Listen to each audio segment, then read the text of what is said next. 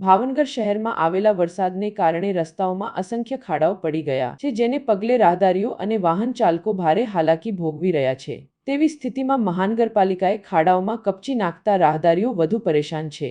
ભાવનગર શહેરના ગઢેચી વડલા પાસે આવેલા રસ્તા ઉપર ખાડાઓ પડી જવાને કારણે તંત્ર દ્વારા ત્યાં કપચીઓ નાખવામાં આવી છે, જેથી રાહદારીઓ અને વાહન લઈને જતા લોકોને મુશ્કેલી પડી રહી છે। જો કે આ માર્ગ રાત દિવસ ધમધમતો હોય ત્યારે મોટી સંખ્યામાં અવરજવર રહેતી હોય છે, ત્યારે સ્થાનિકોમાં મહાનગરપાલિકાની કામગીરીને લઈને રોષ જોવા મળી રહ્યો છે।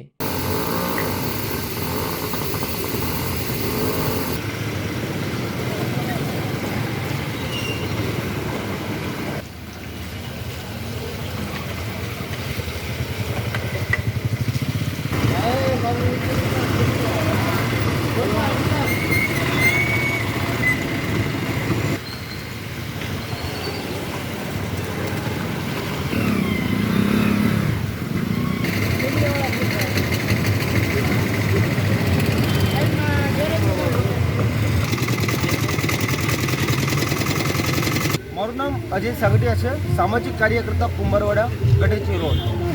આજે કુંભરવાડાની અંદર લોકોએ આશીર્વાદ રૂપી મત આપીને ભારતીય જનતા પાર્ટીના 4 નગરસેવકો ચૂંટાઈને આપ્યા છે। અહીંના ધારાસભ્ય પણ ભારતીય જનતા પાર્ટીના છે અને સાંસદ પણ ભારતીય જનતા પાર્ટીના છે। ત્યારે આ તંત્ર અને પ્રશાસનને કહેવા માગું છું, કુંભરવાડા એક નીચાણવાળો વિસ્તાર છે અને આ નીચાણવાળા વિસ્તારની અંદર અવારનવાર પાણીની સમસ્યાઓ ઉદ્ભવે છે। 30 વર્ષથી ભારતીય જનતા પાર્ટીનું શાસન હોય અને ભારતીય જનતા પાર્ટીના અહીંના યુવાનો ભાઈઓ અને બહેનોએ આશીર્વાદ રૂપી ઢગલો મત આપ્યા હોય ત્યારે પણ આ ભારતીય જનતાના ભ્રષ્ટ નેતાઓ દ્વારા કામગીરી કરવામાં નથી આવતી। આજે આપ જોઈ રહ્યા છો કુંભરવાડા ગઢેચી રોડ ઉપર જે અઢળક પાણીની સમસ્યાઓ ઉદ્ભવી છે, રસ્તા ઉપર પાણી ફરી વળ્યા છે, મોટા ખાડાઓ પડ્યા છે।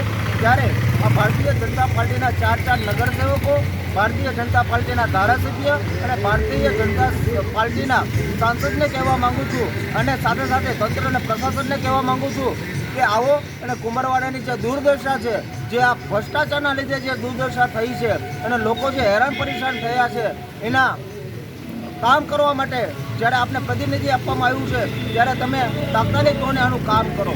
આજે બોર તળાવનું પાણી જે ગઢેચી રોડ ઉપર ફરી વળે છે, એવું લાગી રહ્યું છે કે બોર તળાવ છલકાઈ ગયું છે અને બોર તળાવનું પાણી ગઢેચી રોડ ઉપર આવી ગયું છે।